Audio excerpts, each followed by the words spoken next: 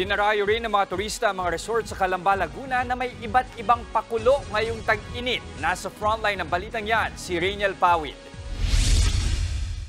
Hanggang drawing na lang ba ang plano niyong swimming ngayong tag-init? Abay, kulayan na yan kasama ang barkada o pamilya. 1.5 oras lang mula sa Maynila, matatagpuan nyo na ang hile-hilerang resort sa Calamba, Laguna. Dito sa Barangay Bukal matatagpuan ang kakaibang resort na ito.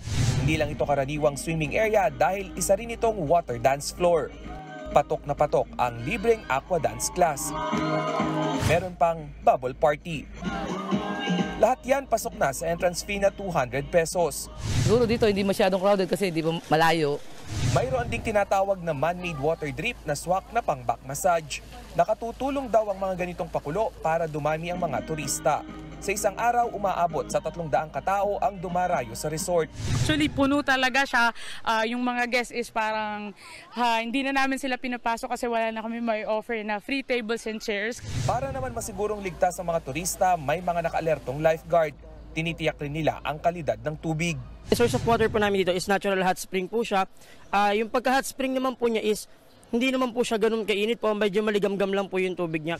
Para naman sa mga may gusto ng privacy, dinarayo rin dito ang mga private pool sa Barangay Pansol. Naglalaro sa 10,000 hanggang 20,000 pesos ang overnight rent sa bawat resort. Ngayong tag-init, buhay na buhay rin ang mga negosyo sa gilid ng kalsada. Gaya na lang ng Salvavidas stall na ito. Sa tala ng Department of Tourism sa Calabarzon, umaabot sa 40,000 na mga turista sa Calamba tuwing summer season. Inaasahang mas tataas pa ito dahil wala ng travel restrictions di tulad noong kasagsagan ng COVID-19 pandemic.